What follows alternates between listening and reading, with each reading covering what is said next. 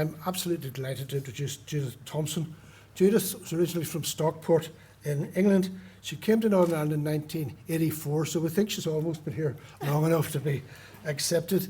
And she came as a community-based probation officer, so she probably saw more of life in Northern Ireland than most of us would want to. From 2000 to 2004, she was Northern Ireland manager of the Community Justice National Training Organisation. She then worked over 10 years with Skills for Justice, leading the work of the organisation in Northern Ireland and Scotland, and then became Victims Commissioner because she thought nothing was hard enough up till then. She's going to give us a talk this morning. She'll speak for about half an hour, and then there'll be opportunity for questions. Judith Thompson.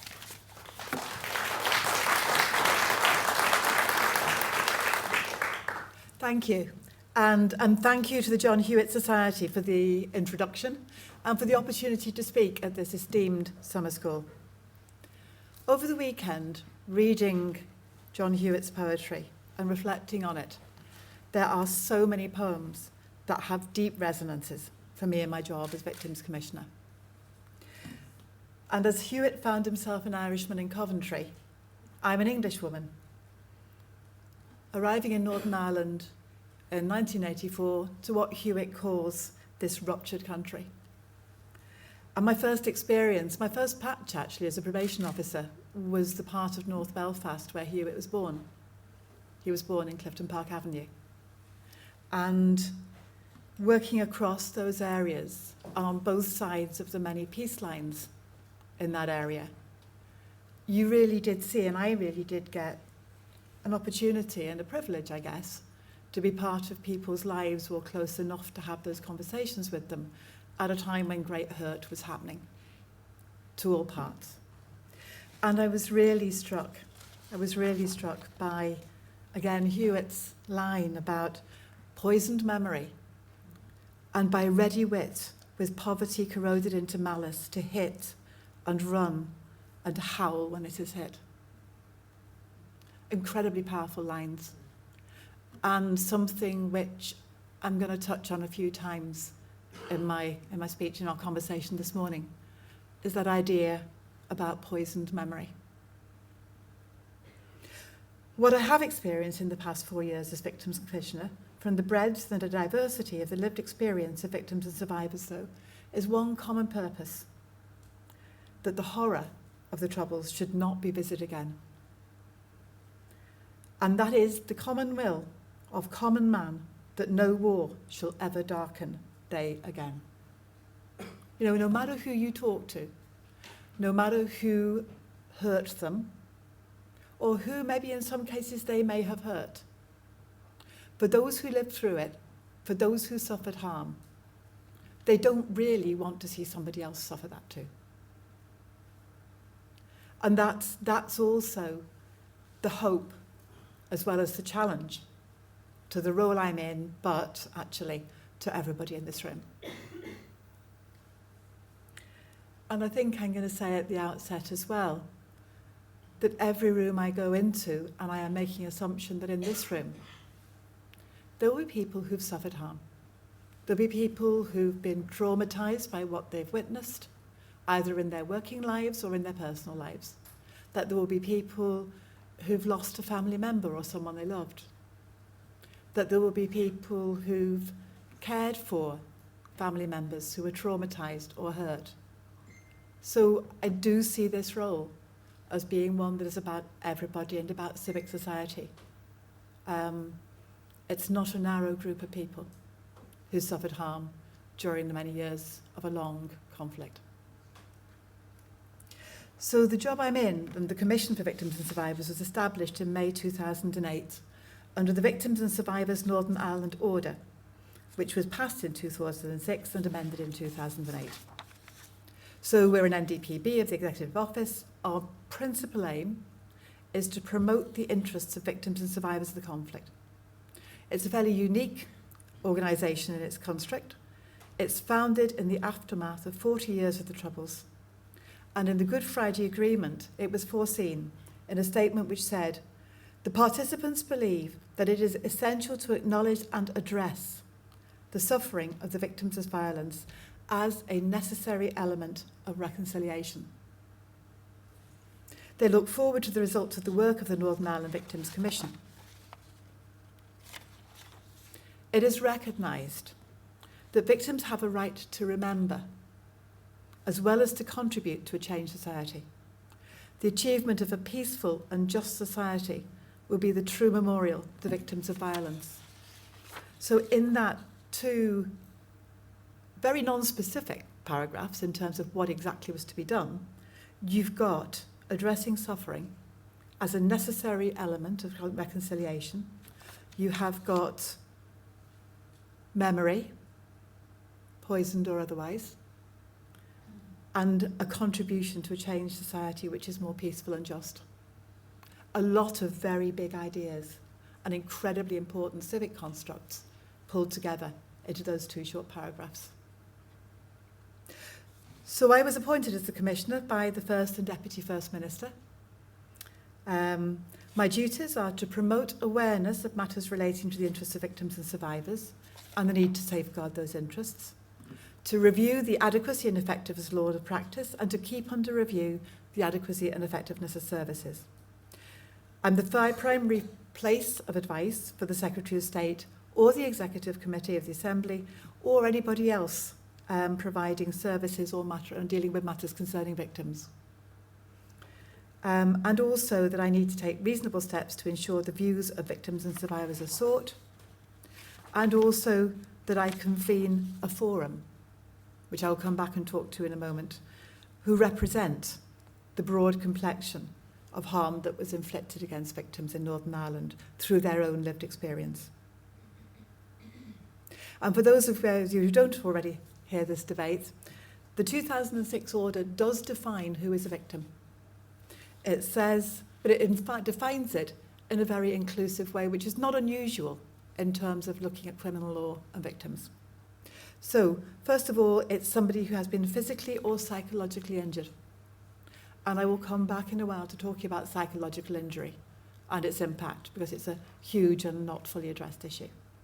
It goes on to say an individual may be psychologically injured as a result or in consequence of witnessing a conflict-related incident or providing medical or other emergency assistance. So it's very explicitly straight away, including ambulance service, medics, police, fire and rescue service, and all of those other first responders, as well as civilians who often were the first responders in cases where violence happened on the street.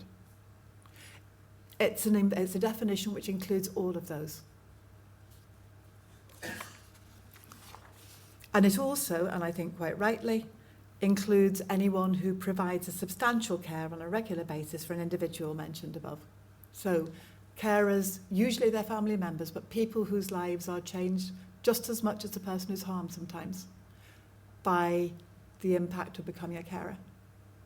And people do it willingly, but nevertheless, it changes their lives and stops, in many cases, them having opportunities they might otherwise have had. And of course, somebody who's been bereaved as a result of or in consequence of a conflict-related incident. It's an inclusive definition. It's an uncomfortable definition, and I understand why I have angry responses from people who say, well, how come you don't have a part of that definition that says who is not a victim? And we don't. We have a definition that says who is, in an inclusive way that is designed to recognise the wrongness of all harm, no matter who does it and no matter who it is inflicted against. Now, I'm very, very aware. I talk to good people who are hurt by that inclusiveness, who feel that there should be an exclusion of people who may have caused harm to others. And I can't argue their right to feel as they feel. But if I'm going to carry forward and do the job I've been appointed to do, I have to work with the law as it is, and I have to get on and do things rather than spend my life on picking the basis of that law. And people who have done bad things change and do good things later in many cases. People who did bad things when they were very, very young But don't be characterised by that always for the whole of their lives. You know, there is something about seeing people in the round. There is also something about recognising people who caused harm have families, have carers, have other people who did no harm to anyone, who equally are impacted by their actions and would fall under this definition as it stands, and would not fall under this definition if it were changed. So there's a lot of very complex, uncomfortable things, which I think we as a society just need to hold in the space we're in. And sometimes I can do no more than acknowledge the discomfort and the hurt, and just do the best I can in the scenario I find myself in, to do the best for the greatest number of people who've suffered harm. So it's an uncomfortable definition. But this is not a comfortable situation. And nobody can look back comfortably on what happened in the last 40 years and before. And maybe we shouldn't expect to feel comfortable looking back, because there are challenges to all of us. So research that we've done in the Commission indicates that about 500,000 people, 500,000, which is nearly 1 in 3 people in Northern Ireland, would actually meet that definition of victim. It includes up to 200,000 with mental health impact from the Troubles. And probably 17,000 of them suffering symptoms which would meet the definition of PTSD.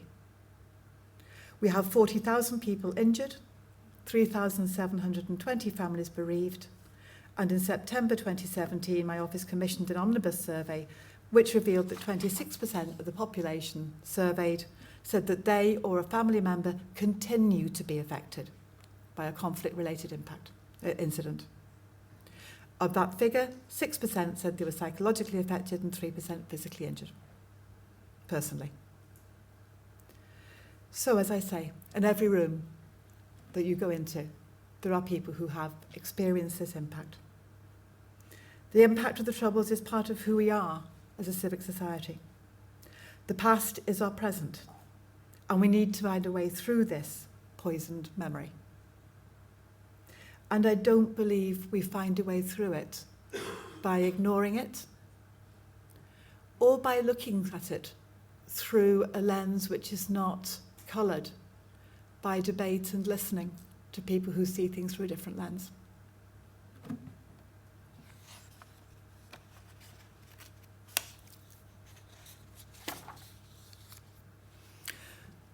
The fact that we have that law, the fact that we have a definition, the fact that we have a commission, means that we also have now a government strategy for addressing the needs of victims and survivors.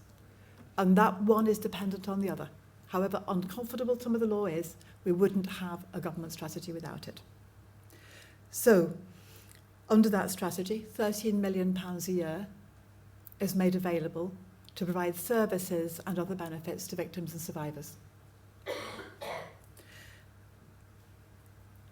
The strategy has 3 separate but interrelated areas: dealing with the past, improving services, and building for the future, to make sure that there's a clear focus and that all of the work that's done under this strategy is productive in meeting the needs of victims and survivors. So in the very early days of the Commission, one of the first things that we did, or my predecessors did, was a comprehensive needs assessment. On the basis of that comprehensive needs assessment, there was a strategy, as I said, shaped, and an establishment of a Victims and Survivors Service, which uses that £13 million a year to fund services to victims and survivors through a network of funded groups, and to provide individual services and payments for people in need. Our mission is to address the needs of all victims and survivors by providing excellent service, acknowledging the legacy of the past, and building for a better future. I talked before about the Victims and Survivors Forum, again, something which I am legislated to establish and to consult. And the forum is a victim-centred, participatory and deliberative process, ensuring that the views and insights of a broadly representative forum inform my advice to government. The people who form my forum come from completely different backgrounds, different areas. My appointments were 50-50 male and female, pretty much 50-50 from the different communities of origin in Northern Ireland, and represented a blend of urban and rural, and of those suffered harm at different hands. I have people in that forum whose family members were members of the police, members of the army, who were injured or killed. Alongside them, I have members of my forum whose family members were killed by the security forces. And those people sit together, form relationships, work together, and whilst they do not always have the same experiences or opinions, they can debate them. They can usually find a majority position on most of the issues we come to. It's actually an example, if you like, of how civic society, more probably than our political dialogues, how civic society can actually help people to address complex, challenging issues and find solutions to issues that our political leaders found difficult. They understand the importance of listening to the other, whilst trying to find solutions to issues that should divide them. And they do it by respecting that everyone's voice matters, and by respecting equality and valuing diversity. And over the past 4 years, they have inspired me with their generosity, their leadership, and their willingness to compromise for the greater good of all. And they have also contributed, along with others, to the development of proposals to address legacy of the past, as well as the proposals to institute a pension for those most severely injured. It is important to reflect, consider and understand why we need to do this in a civic society that continues to emerge from the shadows of conflict. And in the 21 years that have passed since the Belfast Agreement, there have been a number of substantial attempts to address the harm that was caused. And none of them have resulted so far in the passing of legislation which is needed to address the needs of victims and survivors in relation to dealing with the past. And I want to read for a moment from neither an elegy or a manifesto, because it's just so resonant when it comes to that issue. Bear in mind these dead. I can find no plainer words, and I dare not risk using that word, remember. For your memory is a cruel web, threaded from thorn to thorn across a hedge of dead brambles, heavy with pathetic atomies. And I'm just focusing on one more verse. So I say only, bear in mind those men and lads killed in the streets, but do not differentiate between those deliberately gunned down and those caught by unaddressed bullets. Such distinctions are not relevant. Bear in mind the skipping child hit by the anonymous ricochet, the man shot at his own fireside with his staring family around him, the elderly woman making tea for the firemen when the wall collapsed, and the garrulous neighbours at the bar when the bomb exploded near them. The gesticulating deaf-mute stilled by the soldier's rifle in the town square, and the policeman dismembered by the booby trap in the car. You couldn't get much more hard-hitting than that. That is the uncomfortable reality of dealing with the past.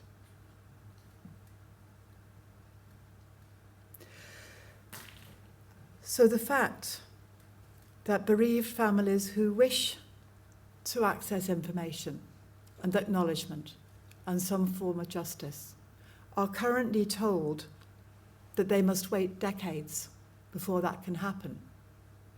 Those people come from every part of our society. In every part of our society, there are people for whom bearing in mind those who died means getting to know something about why and how it happened and seeing some acknowledgement of the harm that was done through a formal process. And I would guess, and I know from experience, that in most, if not every one of those families, there are other people who don't want to do that, who would rather deal with it by thinking differently, remembering themselves, but not by being confronted with horrible details. So it's a very, very complex area, but I fundamentally believe people have a right to choices and options. And they have a right to the support that they need to help them make the right choice for them and to support them while they go through processes, because those processes are always painful, even for those who want them. But the fact that at the moment, everybody is told effectively, we can't deal with this. We have anything between a minimum count of 11,000 and something murders, 1,100 and something murders, and a maximum count of maybe more than 3,000, sitting in legacy investigation branch with the police, sitting backstacked in the Ombudsman's office and backlogged in our coroner's courts. So all the families of all those people are left being told simply, we haven't got the time or the resources to deal with it. That's not an acceptable place to be. That is not an acceptable place to be for anybody. Not for the police officer's family who's in that situation, not for the civilian's family, not for anyone's family to be in that situation.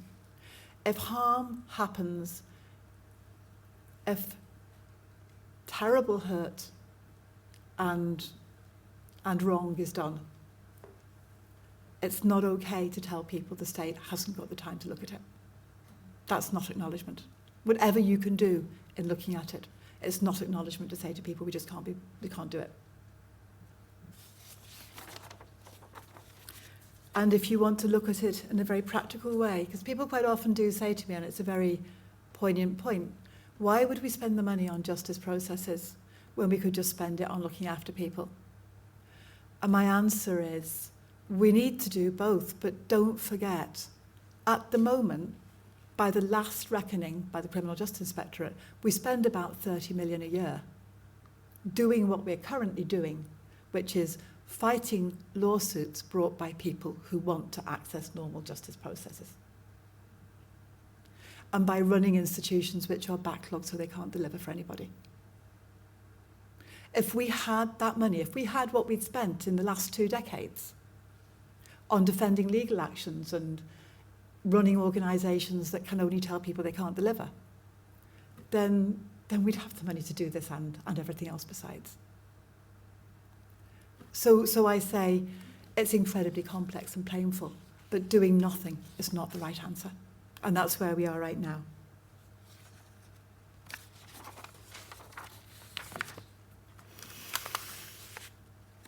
So to talk in a little bit more detail, in May 2018, the UK government published its consultation paper, which was entitled Addressing the Legacy of Northern Ireland's Past. Because we can't deal with these issues without new laws. It actually isn't possible for the PSNI, either legally or practically, to deal with all these issues, to investigate cases where their predecessor organisations were sometimes implicated. However well they do it, however well PSNI performed that job, they still couldn't do it without coming into legal obstacles and being successfully challenged in court. So that's why the Chief Constable keeps saying, we're not the right people for this job, but it needs to be done. But we need this new legislation for that to happen. So the legislation proposed a historical investigations process, which was proposed for those cases not yet looked at. Having heard all the consultation results, my advice was really, you need to be more inclusive than that. There are people who had reports which were found to be really lacking in robustness or in purpose. And you can't just tell those people, tough, you got that process and someone else is getting another one. So there are things that need to be changed about the proposal, but you can't do anything without some new legislation. Alongside it was a proposal for an oral history archive, And this is the thing about how you remember.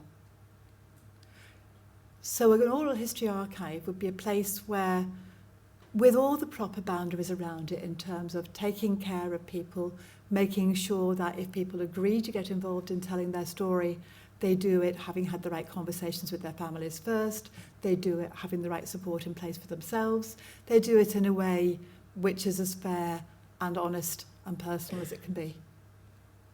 And that's a resource. That has to be done not in a kind of a passive wait for people to come to us way, but in an inclusive, robust way that makes sure that a balance and a range of narratives is reflected, that everybody can learn from. That you're effectively saying to people, have your experience recognised. Here you are. Enter into a robust, well-managed process to deliver your narrative so that other people, your children and others, can learn from them. And then look at some of these other narratives. Everyone can learn from listening to everybody's narratives, no matter whether we agree or disagree them. So the Oral History Archive is designed to be a different way of looking at remembering or at bearing in mind those who died and those who suffered harm and those who still live with it.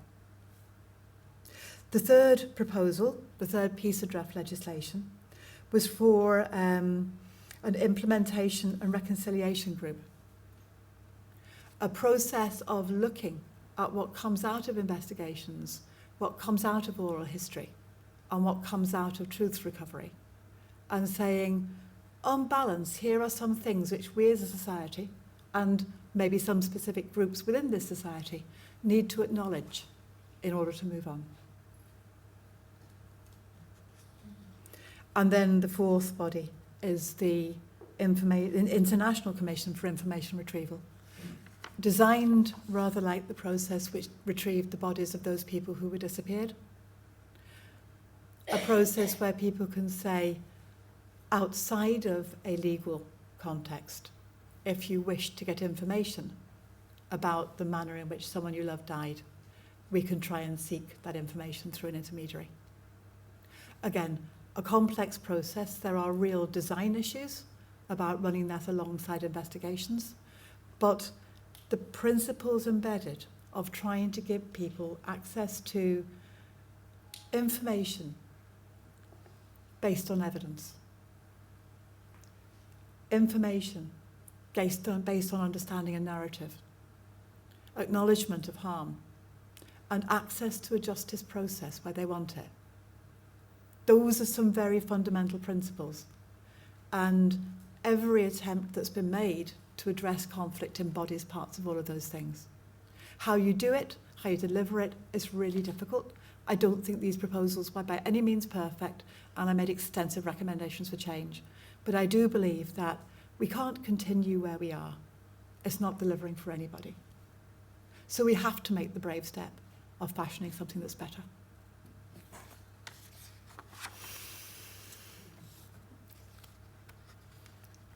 In engaging with people and delivering that advice, we went quite inclusive and we went quite wide. So I talked to people in Birmingham and Manchester and London, and in Dublin and Monaghan and Donegal, and I looked at people outside of Northern Ireland who'd been harmed as well as those within, because it wasn't just people living in Northern Ireland who were harmed during this conflict. And what I've said in relation to my advice on every subject is, this is not a postcode lottery. People living in Birmingham and Manchester today have the same issues as people living here, and they deserve the same response. People living in the Republic of Ireland have the same issues today, and actually have the same challenges to their government about access to information and to justice process as people here do.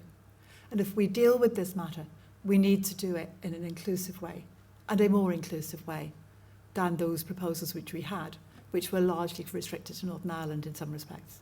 So, again, inclusivity is not just about who you are. It shouldn't be defined by where you live. People were harmed all over the place. And in delivering advice to government, for the first time, I delivered that advice to the Irish government as well as to the UK government. Because I believe that whilst they are a signatory to many of these measures, they are also, as much as our government, challenged by the need to address the justice issues that arise for people who were harmed in the Republic of Ireland and the cross-border issues that impacted people who were harmed on both sides of our border. So there is a genuine challenge there to both governments to deal with this matter in a way which is inclusive of everybody. And the advice was received, and I did have the opportunity to make those challenges to the Oireachtas Committee dealing with the Good Friday Agreement, and then personally to the Justice and Foreign Affairs Ministers in Dublin. So I've taken that in both directions. This is about an inclusive approach. So moving on.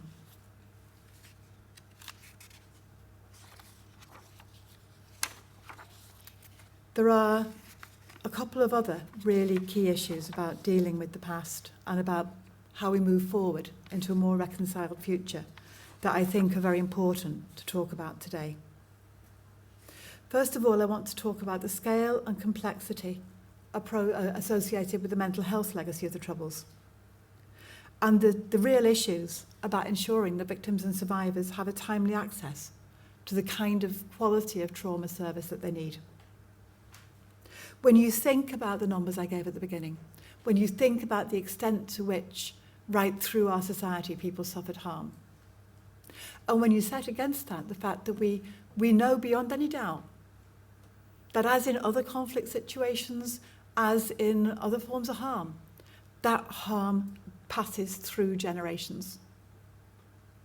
People who suffer trauma, often when they are young parents, with children growing up right through that, that's an incredibly challenging thing to do. So you have a whole generation who raised their children whilst dealing with their own trauma. And it's just, shouldn't be a surprise to anyone that that has impacts. And I think the more we look at it, the more we understand how complicated that is. There is a suggestion that some of that impact may be biological and physiological, as well as psychological. We know that mental health issues such as dependency on prescribed medication, which was massively prescribed when we came here, massively prescribed throughout the Troubles and to this day, far more than even other conflict areas within Europe and beyond. We know that alcohol and other drug use is part and parcel of how people deal with trauma. It's not a surprise to us. This is always part and parcel. All of those things impact massively on families and the children's lives in those families and to those children themselves as they grow up and become parents. So we really have a huge and incredibly difficult job to do in addressing the mental health impact and ongoing impact of our legacy. So the Commission's research in 2015, which showed that number, 213,000 adults, have some level of mental health impact. That doesn't mean people aren't functioning, that they aren't carrying on with their lives. They are. But they're doing it whilst managing that impact. And they deserve every help they can be given to manage that impact. And then that smaller number of 17,000 whose symptoms would meet the definition of PTSD. That doesn't mean those people aren't continuing to function. But it does mean they deserve and are entitled to the best help they can get to do that. Because the right help can make a huge difference to how someone can manage and can be helped to manage the impact of trauma. It makes a difference having the right services.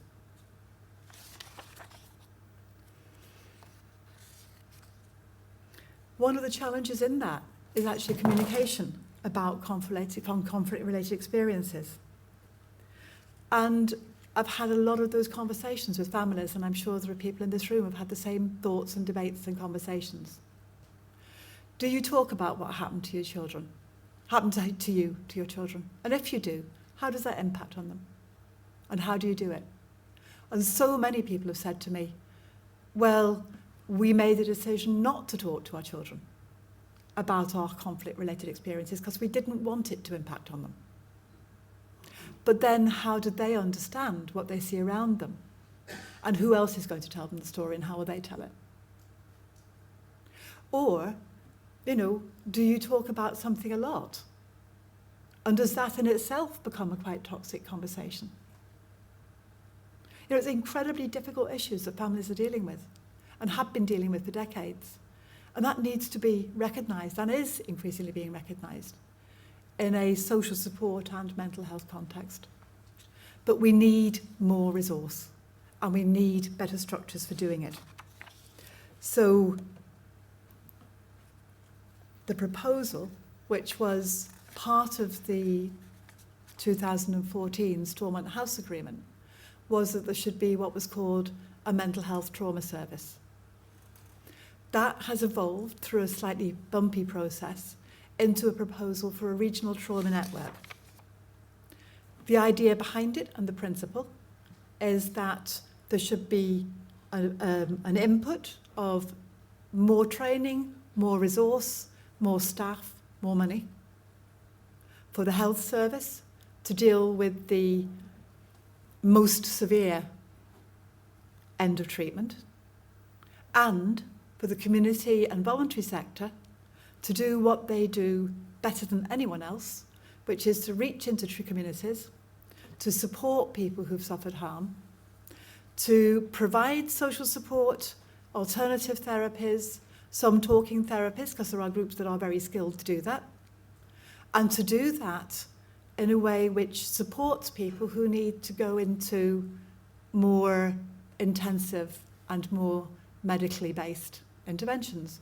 And that's usually a cyclical process. I don't think people benefit from those healthcare intensive interventions if they don't have community support, social support, and the kind of alternative help that the groups can give them. So it is very, very rooted in and dependent on the community and voluntary sector, and should be. Now, in evolving that model, you've got to evolve new partnerships.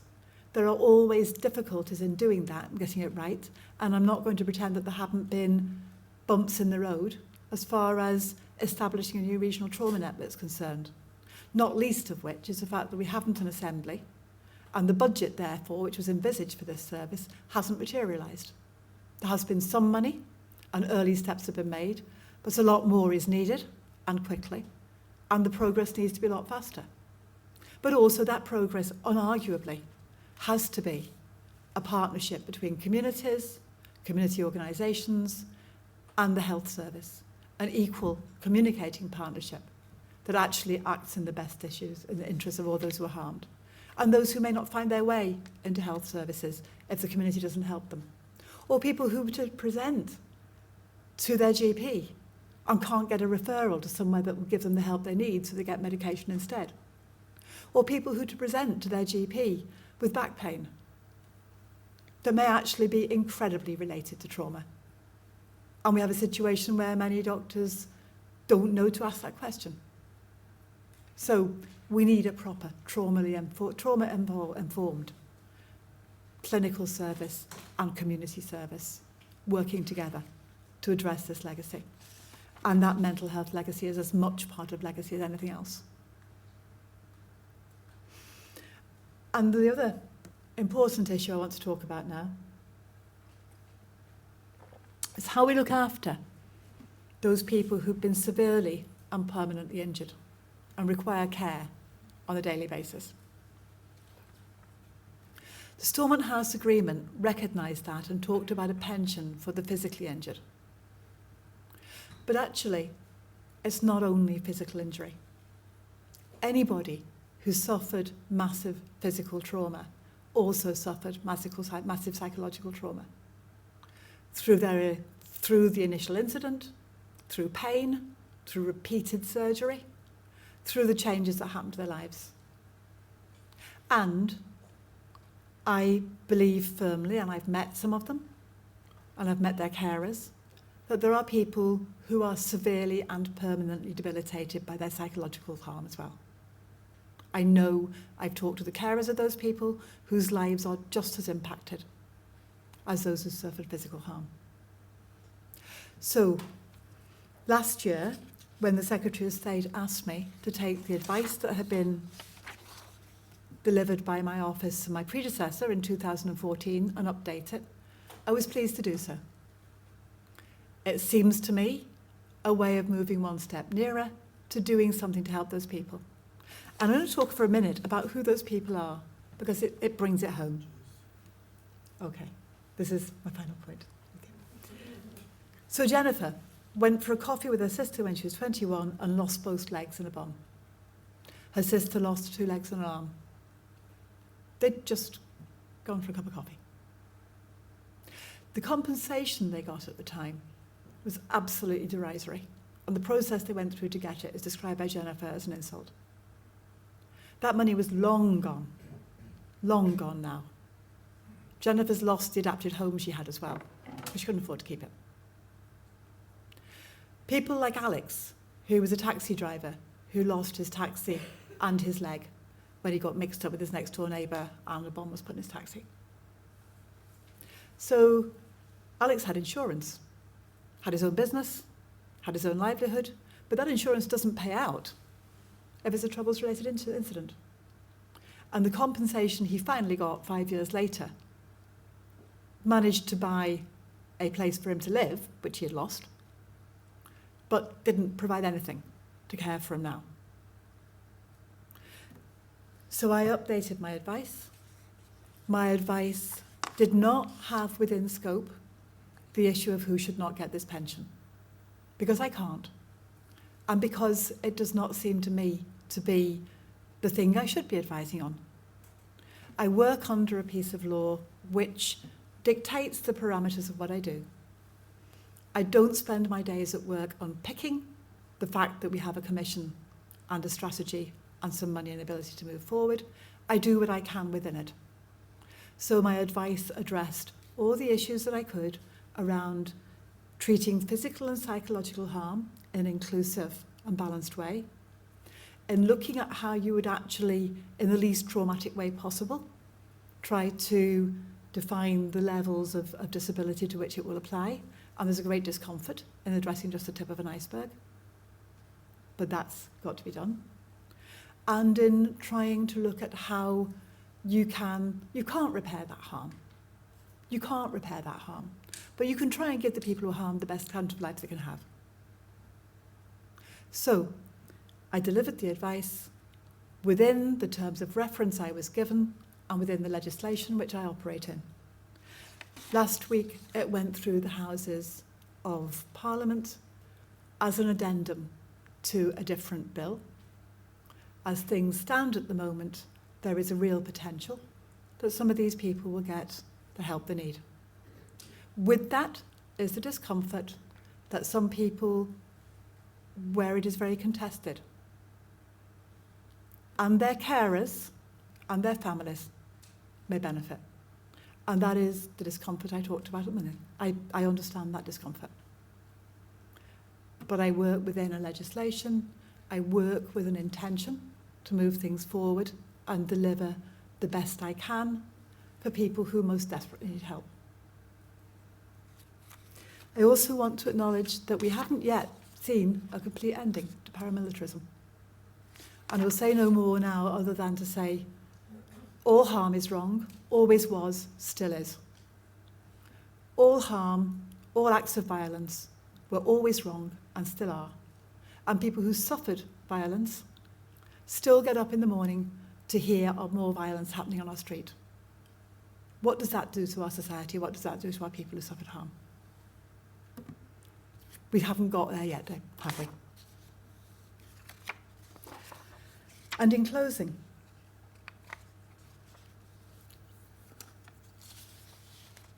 I'm going to go back to where I started. Most importantly of all, the aim of addressing the legacy of the past must be to build a better future. at a civic and at a political level, there's still a war of words about harm inflicted. And that war of words itself is often to the detriment of people's suffering. So I make recommendations that are designed to address the outstanding impact of the conflict, psychologically, physically, in terms of justice and acknowledgement, and in terms of moving forward and becoming a more peaceful place. And although 21 years after the signing of the Good Friday Agreement, we don't maybe sometimes feel we've made the progress we should, I also think we shouldn't be surprised or slow to realise that these things take time. When I go to other places where horrible harm has been inflicted, like Cambodia, like the Balkans, as in Afghanistan as well, you see just as long-lasting impact. We're not unusual in that respect. It's just something we have to carry and move forward in a positive way with. So that, in memory of John Hewitt and the thousands of lost lives, I'd ask you to take some time to reflect on the poem I quoted earlier, neither an elegy nor a manifesto. It was written the same day that Jennifer and her sister were blown up. The same year. And it now seems almost prophetic that John Hewitt wrote, "Bear in mind these dead, as they will concern you forever." But may I also conclude on an optimistic note that as a civic society, we must, like Heaney, believe that a further shore is reachable from here. So thank you.